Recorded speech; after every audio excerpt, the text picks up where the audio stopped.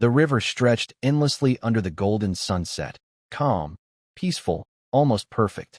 Zara and her husband drifted across the water, the gentle waves rocking their boat. To anyone watching, it was a beautiful moment, but beneath Zara's silence, something dark was waiting. She looked relaxed, even happy, but behind that quiet smile was a plan she had failed more than once. Tonight felt different. Tonight, she believed, would finally be the end of it. As they reached the middle of the river, Zara pointed toward the distant cliffs and suggested something exciting, a dive into the deep water below.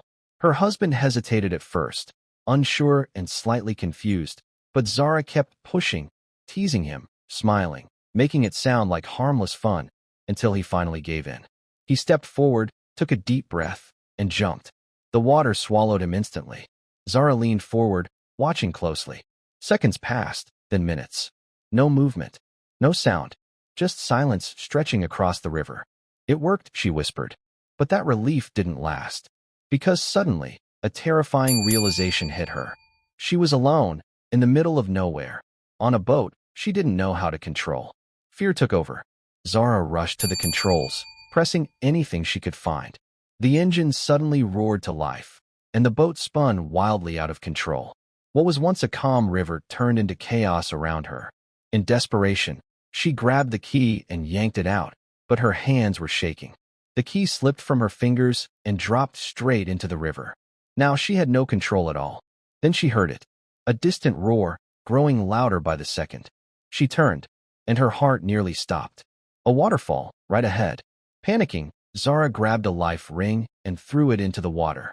But as she watched it drift away, reality hit her hard. That was her only chance, and she had just lost it.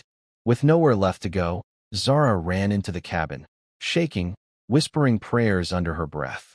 Moments later, the boat plunged over the edge, and everything went dark. Against all odds, Zara survived. She dragged herself onto the muddy shore, soaked, weak, barely able to breathe. But survival was only the beginning of her nightmare. Alone in the forest, hungry and exhausted, she stumbled forward, searching for a way out. Then suddenly she saw it. A bear. It stood in her path, watching her, moving slowly closer. Zara froze. Her body refused to move. This time, there was nowhere to run. But just as the bear approached, it suddenly stopped. Zara heard something behind her, footsteps. Slow, heavy, human footsteps. She turned and froze.